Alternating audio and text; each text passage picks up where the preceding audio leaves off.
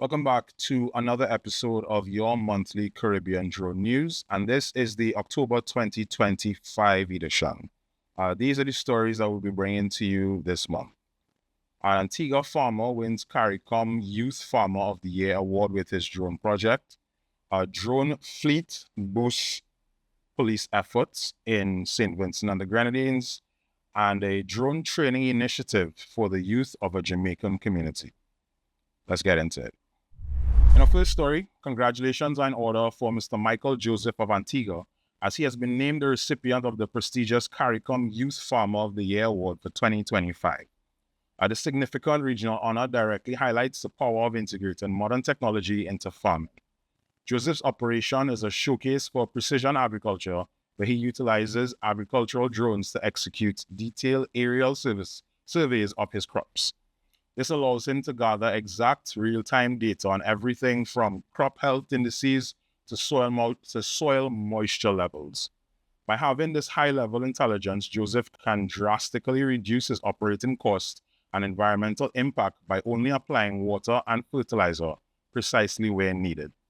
His model proves that adapting UAV technology is essential for boosting food security and creating sustainable, profitable farming operations across our island nations. And this just goes to show that drones are truly the future of Caribbean agriculture. Next up, the Royal St. Vincent and the Grenadines Police Force has received some new equipment to help with national security and operational response.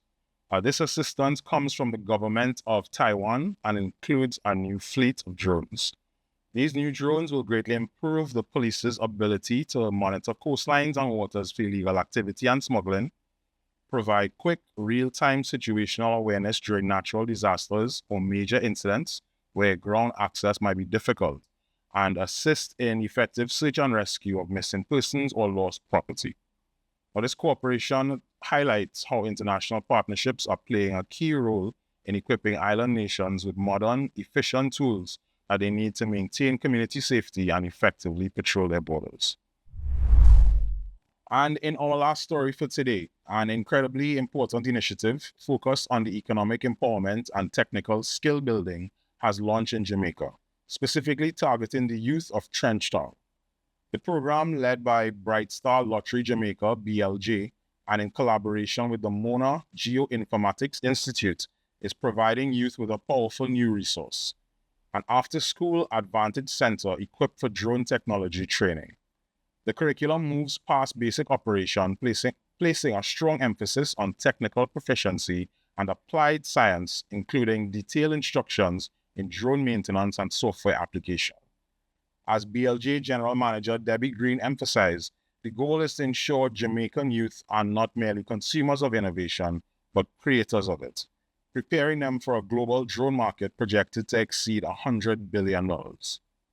By developing these advanced skills, the program is actively preparing a qualified workforce for high-demand careers and fundamentally transforming the economic prospects for the young people of Trenchtown.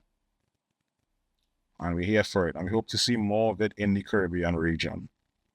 And that was it for the October edition of your Caribbean Drone News. As usual, if there's a story that you think I might have missed out, feel free to send it in. We usually get in contact with social media, email, via the website.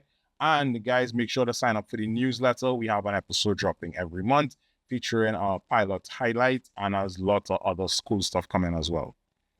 Until the next episode, take care.